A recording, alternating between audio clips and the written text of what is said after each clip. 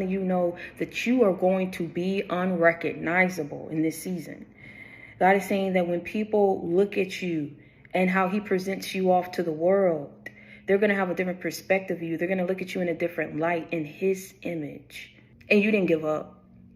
And then one day God just said, stop. He told you, take a moment. Look up. Y'all was just too busy. Y'all was in survival mode. He said, stop, look up. Look at where you are. It's no more survival mode.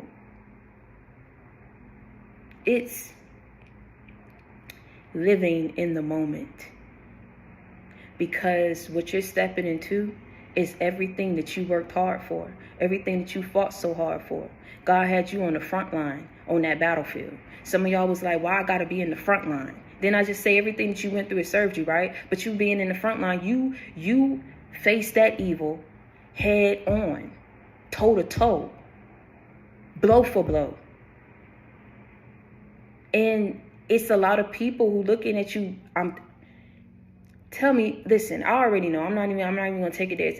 You have to understand, however people was looking at you, you was around a lot of ignorant people, a lot of ignorant, low vibrational people. These people judged you because you were different. They judged you because you looked at things different. They judged you because you're creative, you have gifts, you're talented. What's happening is they stepped too far ahead of you.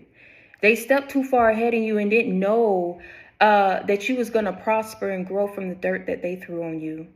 They didn't understand that that was the very last lesson that you needed to step into your blessing. That was your last lesson that led you to stepping into these new blessings and abundant and endless blessings that God has for you. Baby, these people, like I said, put their mouth on you so bad.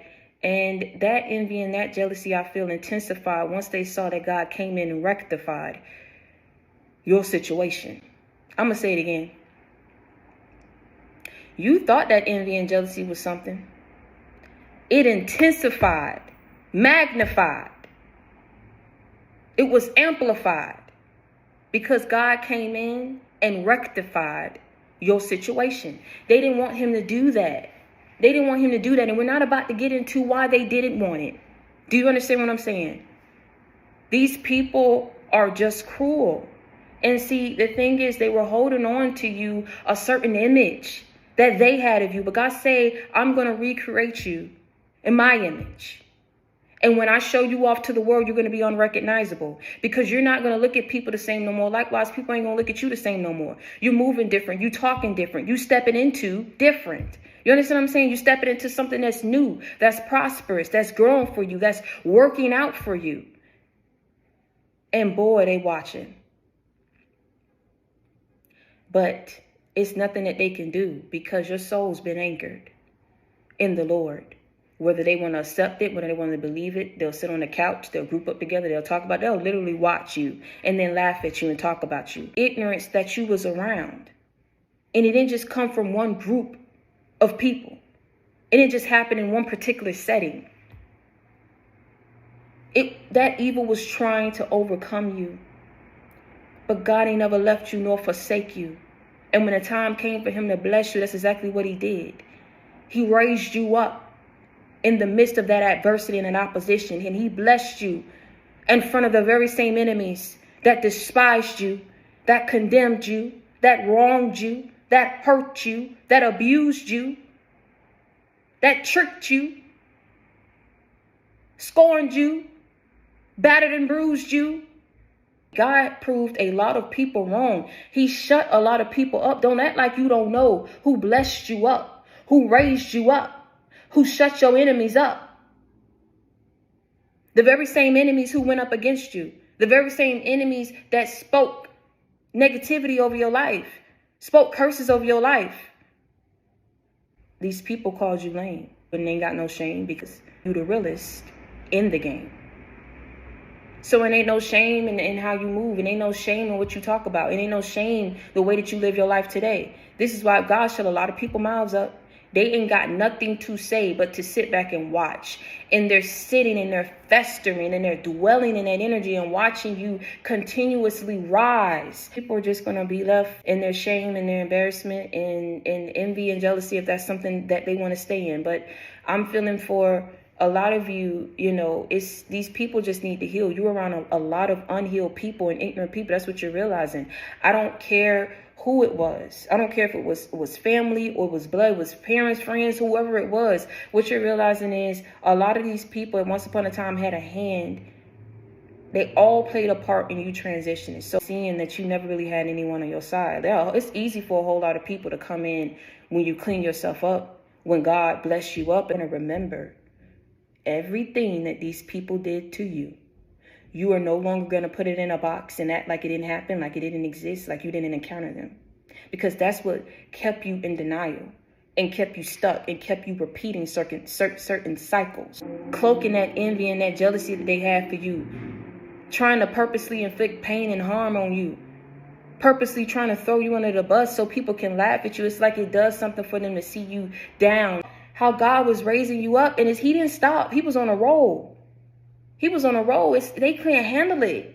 They couldn't handle sitting in the sidelines and seeing the person that they once, literally gathered groups of people who didn't even know you. What the example I just told you, they'll bring up something in hopes that this person will look at you like, oh, you know, you went through that, you did that. And I'm feeling there's a lot of people who not only condone, they fed into this behavior. We know that these people were envious and jealous of you. You intuitively know why you went through what you went through. But it's not like you around to sit up here and hear the things that people say about you. But when it's revealed to you, you understand what I'm saying? And once God showed you who these people were, it was like, hey, say less. God sat up here and turned your whole life around before these very people's eyes. They didn't think you was going to grow and prosper from what they did. So that means if they didn't think that you was going to grow and prosper, but they knew that they had a hand in it, what that tell you?